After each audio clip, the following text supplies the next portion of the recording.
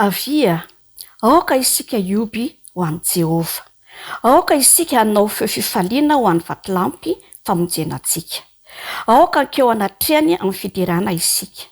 Aoka hanao feo fifaliana ho azy amin'ny fihirana isika fa Andriamanitra lehibe Jehova. Ary mpanjaka lehibe ambonin'Andriamanitra rehetra izy. Eo an-tanany ny fitoerana lalina amin'ny tany. Ary azy ny tendrombohitra avo. Azy ny ranomasina fa izy no nanao azy. Ary ny tany maina dia noforon'ny tanany.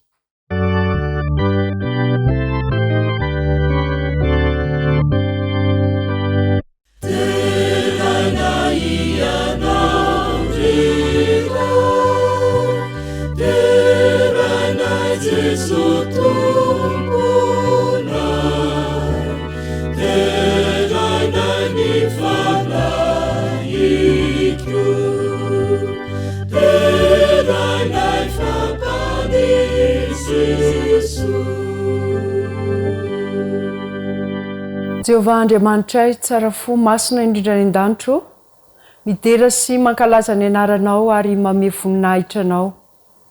Anatrika anao izahay ko aoko tsapanay amin'ny voly any anatinay fanatrihan'ny fanahy avy aminao. Noho ny amin'ny rasozana latsaka Jesosy Kristy dia ho tsapanay fa vita fihavanana aminao izahay ray malalo ary atoko sy mino izahay fa hiaraka aminay ianao amin'ity sabata ity atsapan'ny fiadanam-po avy aminao izahay.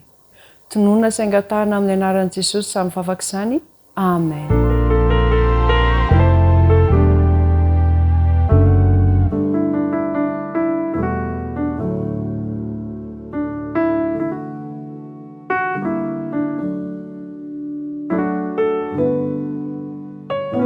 Ampifaliana no hiarabanantsika rehetra na tratra ity andro manokana hitondranam-bavaka ny vehivavy maneran-tany ity. Miaraba manokana ny vehivavy araka izany. Miarabantsika rehetra mihitsy izay manaraka an'ity fandarana ity. Ny faniriana dia mba handray ny fahasoavana sy ny fitahiana izay efa voahomana ao antsika isika rehetra mandritra izao sabata izao.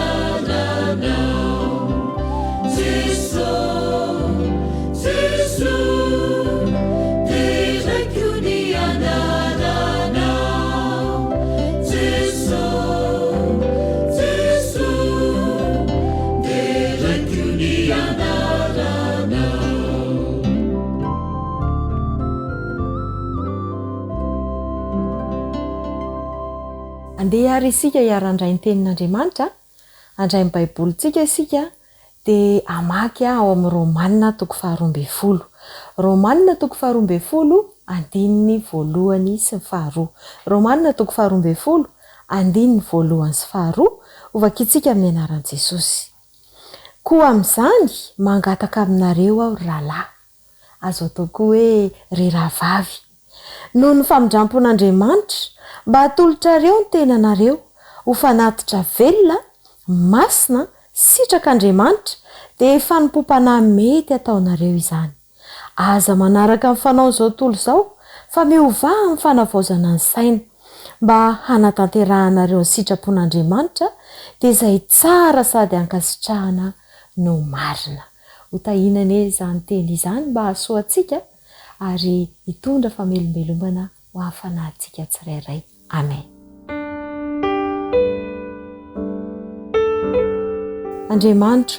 Andriamanitra ray tsy toa, mpahary izao rehetra izao. Andriamanitra ianao, mpamonjina ihany koa. Atolotra ianao ny saotra ny dera ary ny voninahitra amin'izao anio izao. Misaotra noho izao fotoana mamy, ny sabata izay omenao anay izao. Amasino izahay, amarino izahay.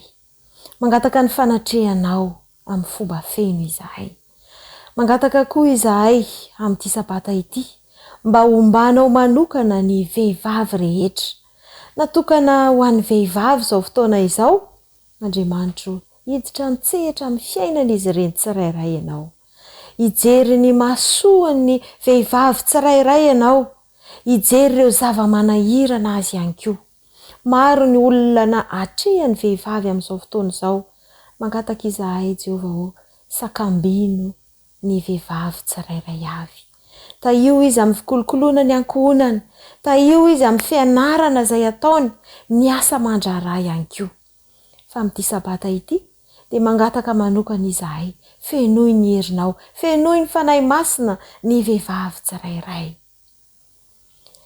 Ny tsy salama Andriamanitra dia hiditra ntsehatra amin'izy ireny ianao. Anasitrana. Eo ihany koa ireo vehivavy izay ao anatin'ny fitondrana ity firenena ity, apetraka aminao izy ireny. Omeo fahendrena izy ireny ahafahany manatanteraka ny sitraponao irery ihany. Izao fotoana izao ihany koa dia apetraka am-pelatananao. Mangataka izahay mba hanositra ny molitra ny mpanomponao izay hitondra ny hafatra amin'ity anio ity. Dia amasino izahay mamelany elokay. Amin'ny anaran'i Jesosy irery ihany no hanonanay vavaka. Amen.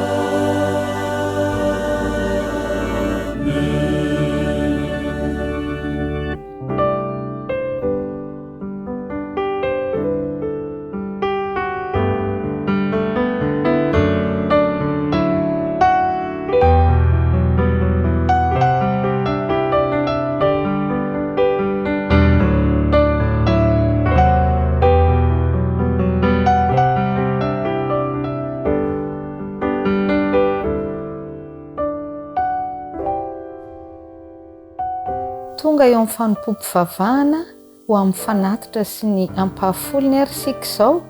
Noho izany dia omena fotoana fohy isika mba hanomana izay efa nomanitsika ny andritry ny herinandro, ary ho arahantsika vavaka mangina izany.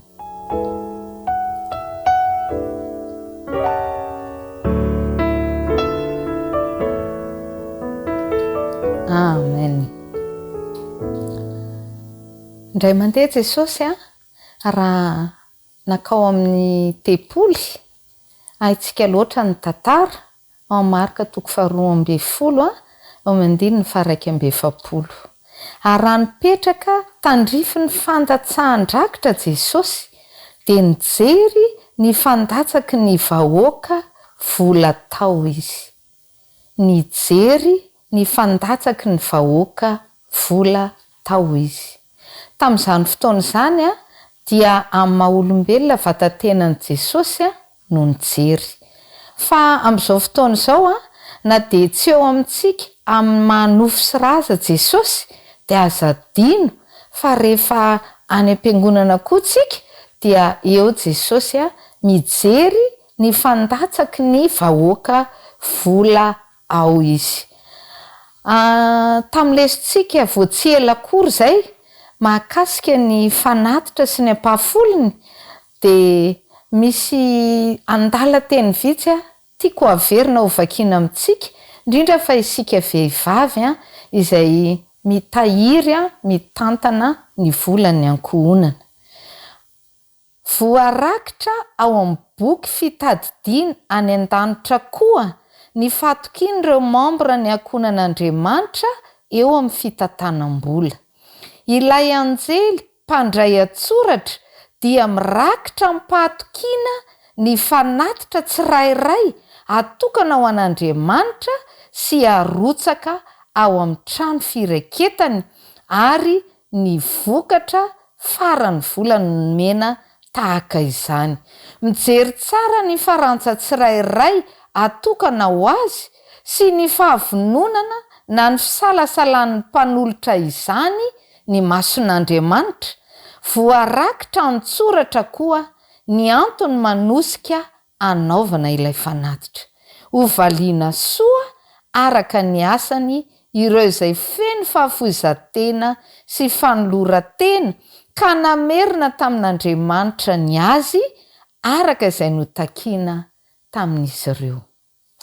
Ry rahavavy malala, araka ny voalazantsika teo dia mijery Jesosy.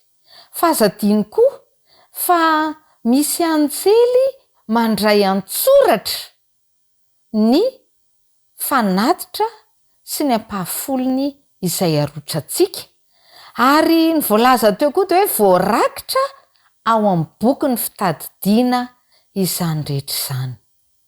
Noho izany andao tsy ataontsika atsirambina fa mason'Andriamanitra mandinika, ary tsy matiantoka isika satria voalaza teo fa ho valiana soa araka ny asany ireo izay feno fahafoizan-tena sy fanoloran-tena ka namerina tamin'Andriamanitra ny azy.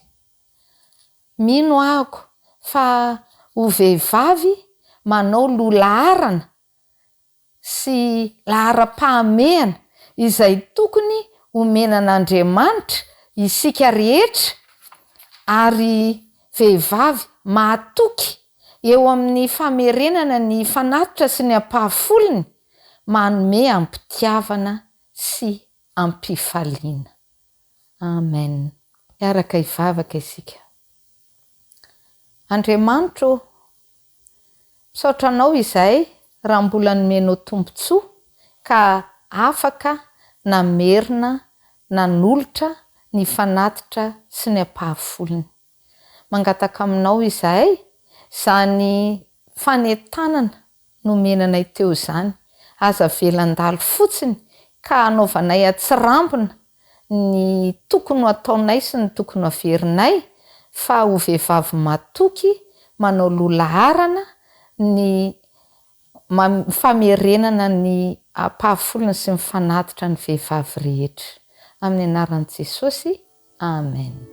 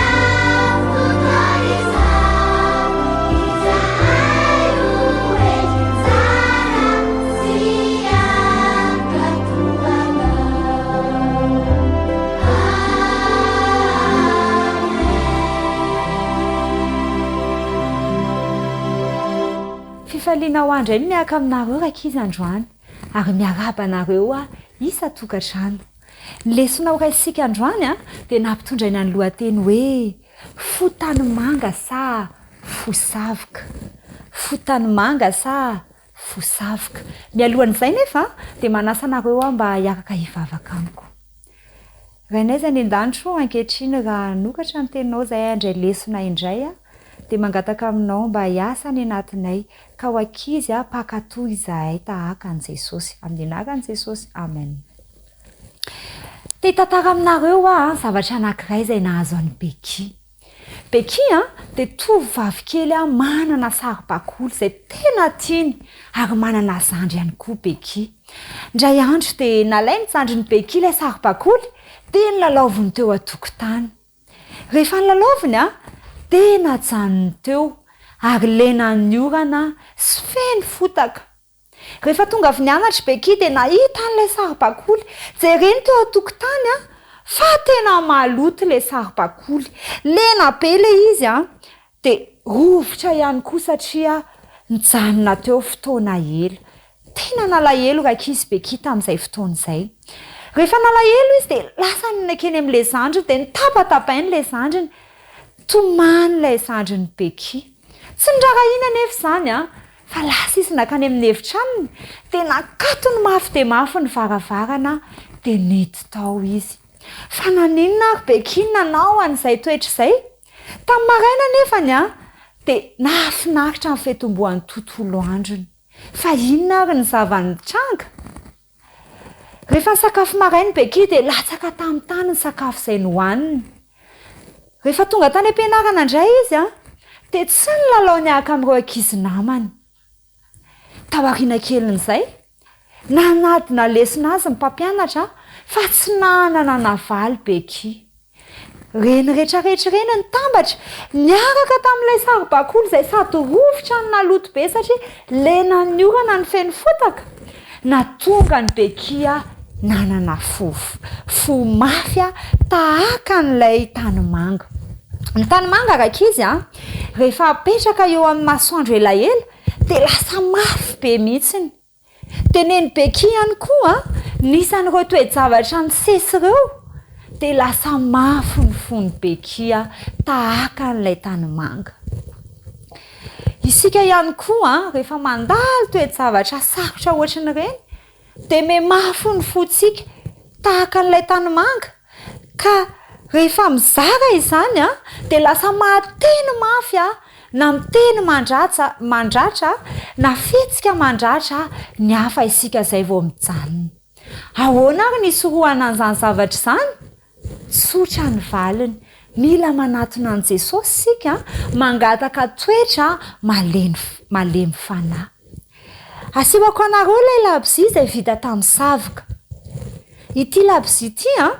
rehefa arehatra dia sady misy hazavana no misy hafanana ary mizara fanantenana rehefa omentsika an' Jesosy ilay fotsika izay mafy tahaka ny tanymanga dia omeny Jesosy fo malefaka tahaka nyity labozia savoka ity isika izay mizara fitiavana tahaka an' Jesosy ity labozia ity nefa raha ampiretintsika dia mety maty ihany izany ka ahoana nefa nitehirizana anazy mba hirehatra foana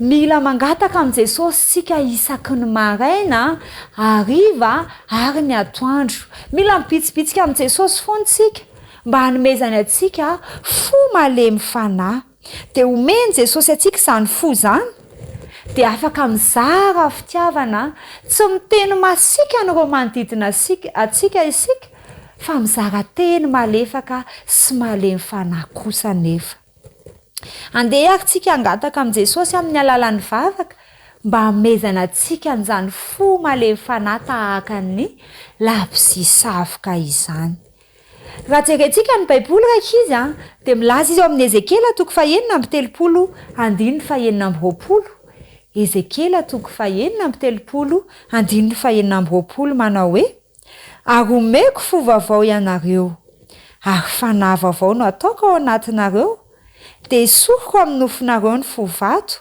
ka omeko fo nofo ianareo afaka manome fo vaovao atsika Jesosy ka ho ankizy hanana fitiavana isika hizara fanana isika ary ihany koa hitondra fanantenana ho amin'ny hafa andeha ho faranantsika amin'ny vavaka izao fotoana izao mba hangatahantsika fo vaovao avy amin'i Jesosy hiaka hivavakantsika Jesosy zokinay io misaotra ny amin'ny tantara izay menao anay androany ary nampatsahivinao indray fa afaka manome fo vaovao anay ianao izay fo feno fahalemem-panahy mangataka aminao izay mba hanala ny fo mafy ao anatinay ka ame an'izany fo vaovao izany indray amin'ny anaran'i Jesosy amen dia manahaka indray rakizy mirary soa atsika tsirairay avy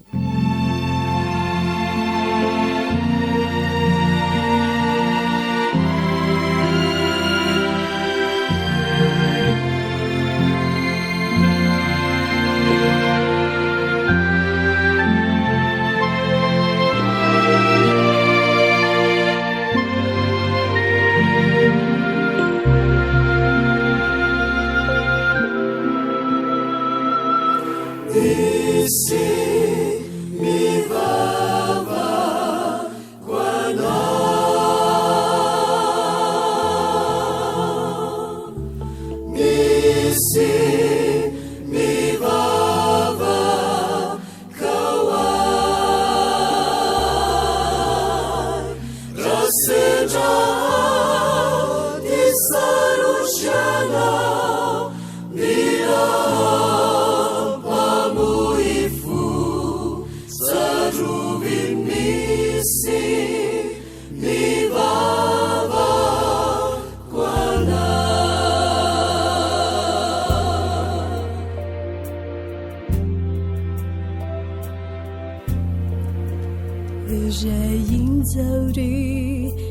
votrao ny tafioty votrao mampisotra ny onja mila hana fotrao ny finona tanjao fadeso yaranao izany no antombavako anao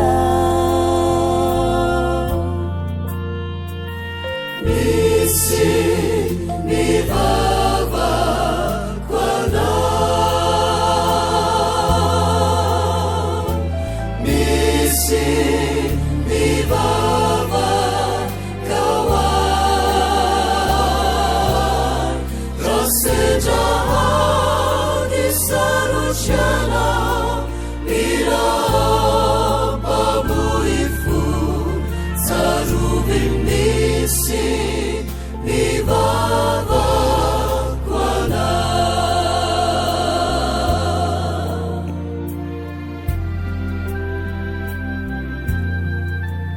ao ny andro itolo manambavakao mampirotsa tomany mila havakifo fadisotsy ampitondra izay tsy zakanao izany no antombavako anao misy mivavako anao misy mivavaka ao rasedrahany sarotryanao mirapamoifo tsarovy misy mivavako anao tsarovy misy mivavako anao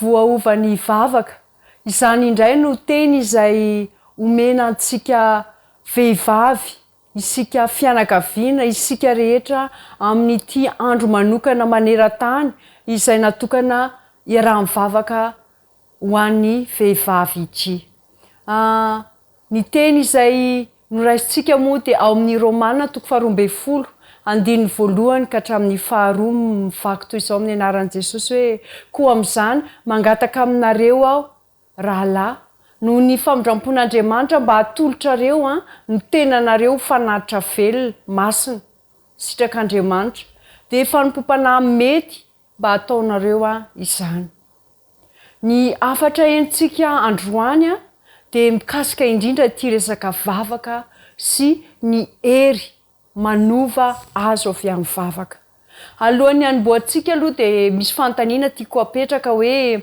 raha oviana moa izany ny fotoana tsara indrindra tokony hivavahana raha oviana no enoina ny vavaka izay ataontsika misy fotoana tsara ve hoe amin'izao tsaratsara ny mivavaka dia ohatr'izao tsy dia tsara ny mivavaka izao no voalaza ny mpanoratra vehivavy anankiray izay tena tia hivavaka hoe tsy misy fotoana ozy izy na toerana izay heverina ho tsy mety hanolorana fangatahana amin'Andriamanitra satria afaka mivavaka amin'Andriamanitra isika amin'ny fotoana rehetra sy amin'ny toerana rehetra tsy voatery tsy maintsy mandoalika isika na eo amin'ny toerana manokana tsy voatery ho tsy maintsy manomboka amin'ny alalan'ny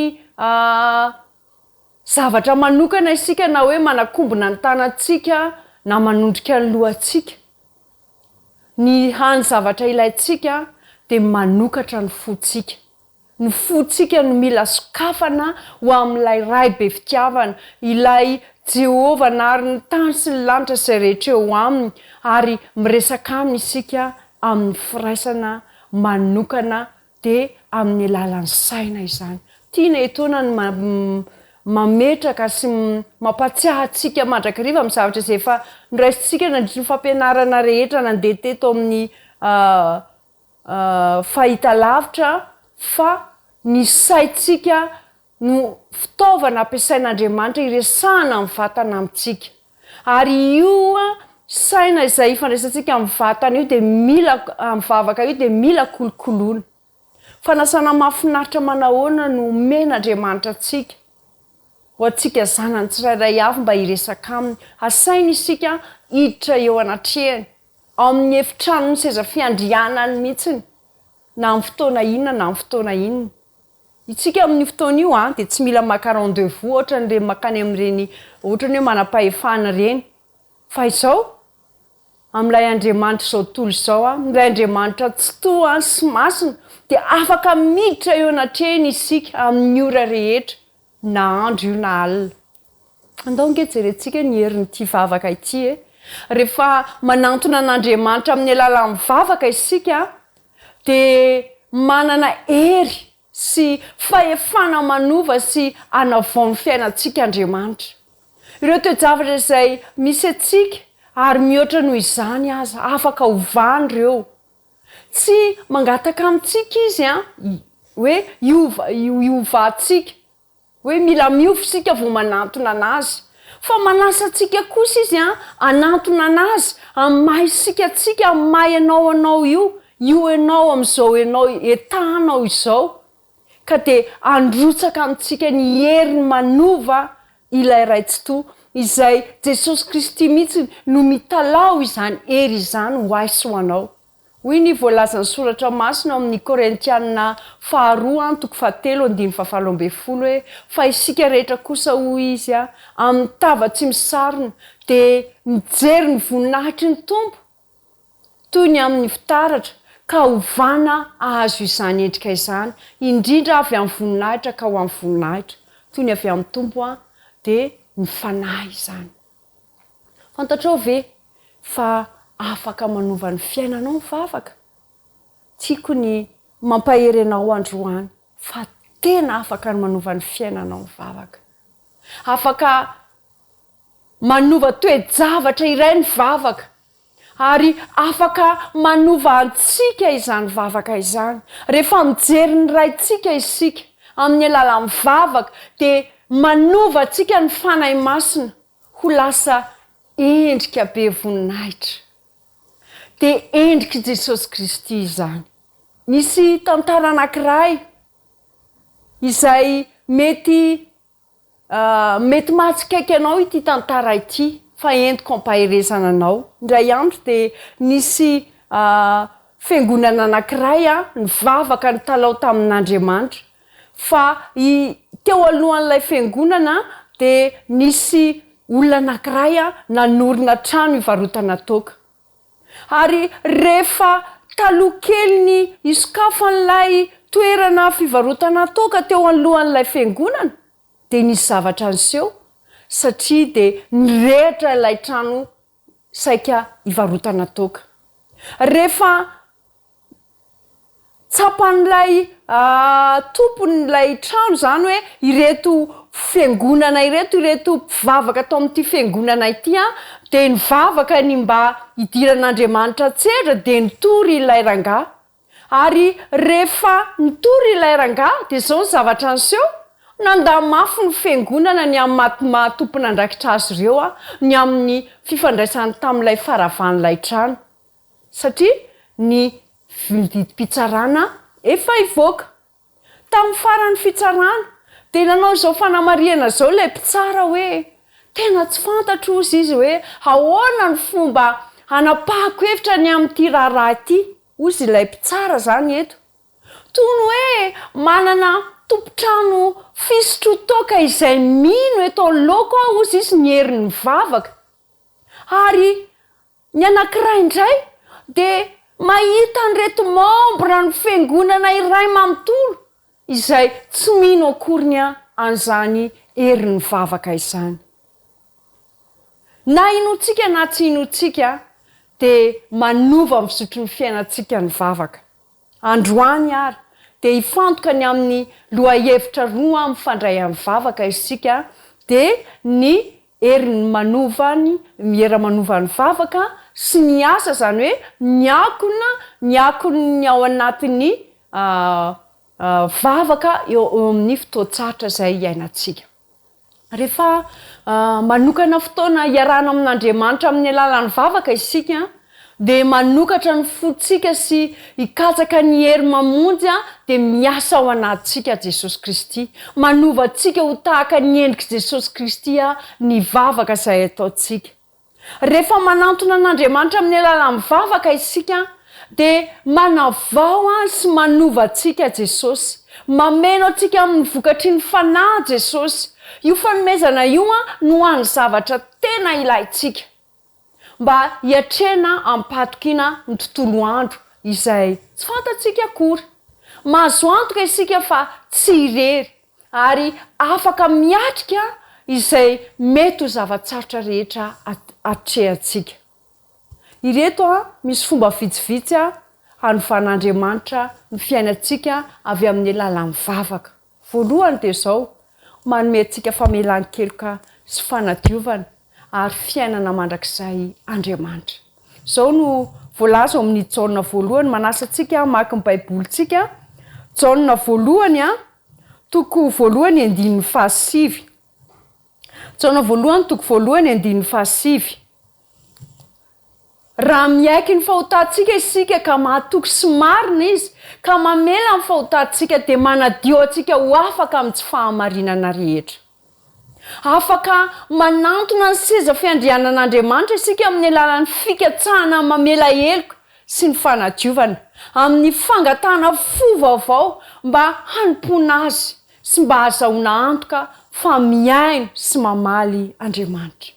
Amin'ny fotoana anaovantsika fangatahana dia manomboka ny asa fanovana ataony amin'ny fiainantsika Andriamanitra. Tena vao mangataka isika dia manomboka ny asa Andriamanitra. Manaisitra amin'ny fahotantsika rehetra izy ary manadio antsika amin'ny olatra ratsy ny fahotana. Tsy mila mandeha miaraka amin'ny fahatsapatena homeloka na manenina isika manantona azy. Tsy tokony homenatra eo masony hafa isika no ny ratra vokatry ny fahotana, fa rehefa manantona n'ilay ray be fitiavana ilay Andriamanitra tsy toy isika, miaiky ny fahotantsika eo anatrehany isika, mikatsaka ny famelan-keloka isika sy ny fanadiovana avy aminy dia izao mandray ny fotsika mpanota ilay ray be fitiavana ary manome antsika fo vaovao sy manadio antsika ihany koa izy. Manova ny toe-tsaintsika sy ny fihetsikitsika Andriamanitra. Nanoratra i Paoly ao amin'ny Filipianina toko 2 1:5 ka hatramin'ny 9. Filipianina toko 2 1:5 ka hatramin'ny 9. Hoy ny voalazany teny amin'ny anarana Jesosy Kristy. Aoka ho aminareo izao saina izao izay tao amin'ny Kristy Jesosy koa, izay niendrika Andriamanitra aza dia tsy natao no zavatra nofikirina mafy ny amin'ny fitoviana amin'Andriamanitra, fa nofohana ny tena amin'ny nakany endriky ny mpanompo sy ny ahatongavany sy ny nahatongavany manam-pitoviana amin'ny olona. Ary rehefa hita fa manatare olona izy dia nandetry teny izy ka nanaiky hatramin'ny fahafatesana dia ilay fahafatesana tamin'ny hazo fijaliana. Ilay fahafatesana tamin'ny hazo fijaliana, nanetry tena hatramin'ny farany izy, nilaoza ny sitrapony, ny toe-tsainy, ny fihetsiny ka natolo ny ray be fitiavana. Tsy maintsy manao toy izany koa izasy ianao. Rehefa mitolo-batana amin'Andriamanitra zasy ianao dia hafa ny fahitantsika ny fiainana satria niova ny toe-tsaintsika. Hitantsika ilay vehivavy, ohatra ny hoe mahita olona vehivavy anankiray izay mamilavo isika na olona izay tena manana faratsy toetra ratsy dia ratsy, mitsilahana ohatra ery amoron-dalana, eny amin'ny sisin-dalana eny.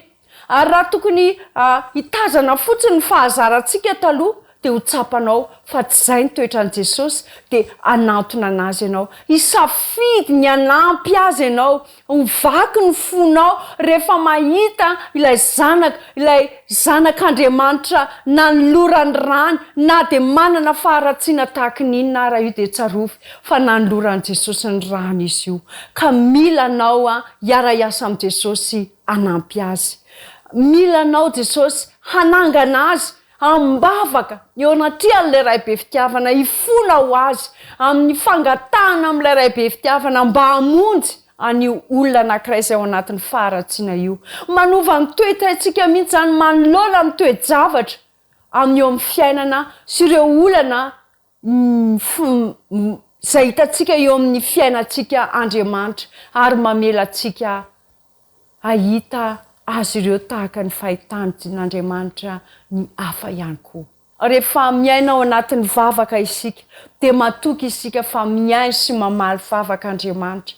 Araka ny voalazan'ny Jaona voalohany ihany, Jaona voalohany toko 5:7-10, Jaona voalohany toko voalohany toko 5:7-10 dia hoy ny voalazan'ny teny hoe ary izao ny fahasahiana ananantsika eo anatrehany raha mangataka zavatra araka ny sitrapony isika dia miaino antsika izy raha mangataka amin'Andriamanitra zasa ianao ny zavatra rehetra araka ny sitrapony dia hiaino azy ianao izy ary dia amaly izany fangatahantsika izany rehefa mivavaka isika dia rehefa mivavaka isika ka matoky an'Andriamanitra izay mahafantatra ny farany hatramin'ny fiandohany dia hanome antsika ny valiny tsara indrindra eo amin'ny fiainantsika izy rehefa mangataka isika ary rehefa tsapantsika fa tafaray aminy vita fihavanana aminy isika dia avelan'Andriamanitra halala zavatra rehetra apetrany rehefa apetrakintsika eo aminy zavatra rehetra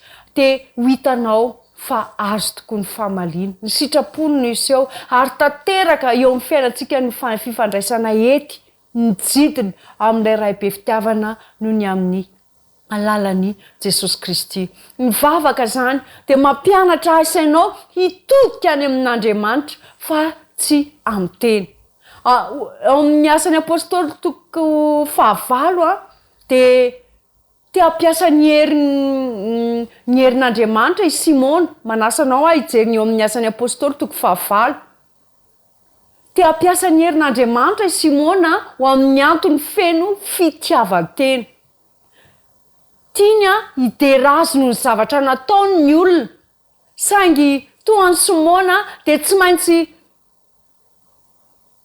takatsika fa Andriamanitra irery ihany no afaka manome antsika ny fanampiana izay ilayntsika izy irery ihany no afaka manova ny fiainantsika ary rehefa miaina ao anatin'izay fanovana ataon'Andriamanitra izay tsika dia ho hitantsika fa tsy zatsy ny velona fa Jesosy Kristy ny velona ao anatiko tahaka izany ihany koa ianao tsy azo sao ataontsika samy rery anefa izany tsy resaka momba izay zavatra azoko atao fa kosa izay zavatra azon'Andriamanitra atao ato amiko amin'ny alalan'ny fanehoany voninahiny eo amin'ny fiainako dia hitahy ny hafa ihany koa izy amin'ny alalan'ny zavatra izay ataony eo amin'ny fiainako manavao ny fanahitsika izany ny vavaka ao amin'ny Romanina toko 12:1 sy ny 7 Romanina toko 12:1 sy ny 2 azafady dia nanoratra Paoly hoe koa amin'izany mangataka aminareo rahalahy noho ny famondram-pon'Andriamanitra mba hatolotrareo ny tenanareo fanatitra velona masina sitrak'Andriamanitra dia fanompo-panahy mety ataonareo izany ary aza manaraka amin'ny fanaon'izao tory izao fa miova amin'ny fanavaozana ny saina mba hamantaranareo ny sitrapon'Andriamanitra dia izay tsara sady ankasitrahana ny marina zavatra miavaka sy mahagaga ny momba mivavaka dia mamerina amin'ny laony io vavaka io ny fanahitsika. Andriamanitra irery ihany no afaka manova ny fomba ifandraisantsika eo amin'ny fiainana amin'ny tenantsika sy amin'ny hafa amin'ny hoavintsika. Andriamanitra irery ihany no afaka manome atsika ny fanantenana ny herim-po ary ny fiadanana ilayntsika iainana eto amin'izao tontolo izao. Ary rehefa manantona an'Andriamanitra amin'ny alalan'ny vavaka isika dia manavao sy mamerina amin'ny laony ny fanahitsika izy. Rehefa mametraka ny fiainantsika amin'Andriamanitra isan'andro amin'ny alalan'ny vavaka isika dia manomboka ny asa fanovana ato anatsika Jesosy Kristy. Ary izany dia manomboka ato amin'ny saina. Ilay ampahany amin'ny saintsika izay mandray fanapa-kevitra sy manao fitsarana ary ilay saina izay manao safidy. Manavao ny fanahitsika ny vavaka. Maneho ny heriny amin'ny alalan'ny vavaka ataontsika ihany koa nefany Andriamanitra. Satria araka ny voalazan'ny Jakoba 5:12 dia izao no voalaza hoe ny fisaina amin'ny vavaky ny marina dia mahery indrindra. Rehefa mivavaka amin'ny fo mankatoan'Andriamanitra isika dia miasa izy. Ho hitantsika ny heriny eo amin'ny fiainantsika ary fantatsika fa tena zavatra misy marina ny herin'Andriamanitra. Afaka mizara ny zavatra ataon'Andriamanitra teo amin'ny fiainantsika isika mba ahafahany hafa ihany koa manao fanandramana miaraka amin'Andriamanitra. Jereo tsara amin'ny fiainan'ny Eli teo amin'ny tendrombohitra Karmela. Fa rehefa nahatoky izy dia nilatsaka ny afo dia ritra avokoa ny zavatra rehetra. Tahaka izany koa Elisa nanoloana ny tafika teo tany amin'ny tanànan'ny Dotany. Fa rehefa mahatoky isika tsy maintsy mamantatra ny zavatra ataon'Andriamanitra eo amin'ny fiainantsika isika zany ny amin'ny zavatra madinika indrindra na ny lehibe indrindra. Fa tena manao zavatra eo amin'ny fiainantsika Andriamanitra. Ary tsarovy mandrakariva fa tsy irery ianao. Ao anatin'ny fotoan-tsarotra izay lalovanao, afaka manovantsika ny vavaka na dia ao anatin'ny fotoan-tsarotra aza isika. Andriamanitra dia mamela atsika hiatrika an'ireny fotoan-tsarotra ireny ange eo amin'ny fiainantsika mba ahitantsika fa ao aminy no anoloharanon fanampianantsika. Ao amin'ny fotoan-tsarotra no hianarantsika hiatrehana tanteraka mba ahafahantsika tafaray amin'ny iray be fitiavana. Fa izao miandry atsika hiantso azy Andriamanitra. Dia manasa anao atsoa izy. Tena atsoa amin'ny fonao izy hoe ray tena milanao tsy afaka manao tsy afaka miatrika an'izao zavatra izao samirery Rehefa ao anatin'ny fahoriana dia tsy mandinika amin'ny fisehontsika ivelany isika na izay mety ho lazain'ny hafa. Ao amin'ny efitrano sisa fiandrianan'Andriamanitra dia resao isam-batan'olona io dia tena resao mivatana ilay ray be fitiavana satria tena tianao izy. Tatio fa nandray ny fitarainan'ny Ana Andriamanitra. Nanomboka tamin'ny alahelo ny fiainan'ny Ana kanefa ny afara tamin'ny fifaliana. Tsy Ana rery ihany no nahita fifaliana satria nananjanaka hafa izy tao aorianan'ny Samuela fa izao ny vadiny ihany koa dia nahita fifaliana. Ny fianakaviana rehetra dia nahita fifaliana. Ny vavaka izany dia manova toe-javatra sy manova olona. Ianao tsy afaka ny hanova olona raha ny tenanao fa Andriamanitra amin'ny alalan'ny vavaka ataonao dia afaka manova olona izy. Ary eo amin'ny apôstôly 12 amin'ny asan'ny apôstôly 12 dia milaza ny tantara fa nanao fivoriam-bavaka ohatra zany zao ry Maria reniny Marka tamin'ny ilay apôstôly Petera ilay nogadrainy. Dia tsy nino zareo tamin'ny voalohany rehefa niteny Roda hoe ao ange Petere. Tsy nino izy tamin'ny voalohany. Kanefa nanino ireo olo ireo? Nivavaka ange zareo nisalasala zareo fa hoe tena ao tokoa Andriamanitra. Tena ao tokoa Andriamanitra izay mamaly vavaka ary tena ao am-baravarana ao tokoa i Petera. Izany dia mampatsiahy antsika ilay tantara tamin'ny voalohany. Tahaka ilay rangahy izay nino izy fa tena no mivavaka nataon'ireo mpivavaka ireo dia maintry aniny. Fa ilay mpivavaka indray nanino? Nisalasala. Ka izao rehefa mivavaka isika, mino ve isika fa tena mamaly vavaka Andriamanitra? ary rehefa mamaly vavaka andriamanitra mino ve isika fa namaly samy miezaka mitady valiny mivaingana kokoa sy mitobona kokoa isika kanefa tsy mino mihitsy fa efa nanao izay nitoejavatra miseho dia noho ny avy amin'andriamanitra moa isika mitovy amin'ilay tompotrano izay nino fa nivavaky ny membre ao amin'ilay fiangonana ny tompony andraikitra tamin'ny firehetantry ny fivarotana sa isika mitovy amin'ireo membre ny fiangonana izay nandany fifandraisan'ny vavaka tamin'ireo filatsan'ilay afo tao amin'ilay trano fivarotana ny fiatraikan'ny vavaka eo amin'ny fiainantsika izany dia izao hoe tsy vitany hoe manovatsika amin'ny fomba ara-panahy fotsiny ny vavaka fa izao misy vokany tsara eo amin'ny lafiny rehetra eo amin'ny fiainantsika izy misy fiatraikany eo amin'ny maha isika manontolo izy ara-batana ara-pihetsepo satria resaka ara-batana dia izao no voalazan'ilay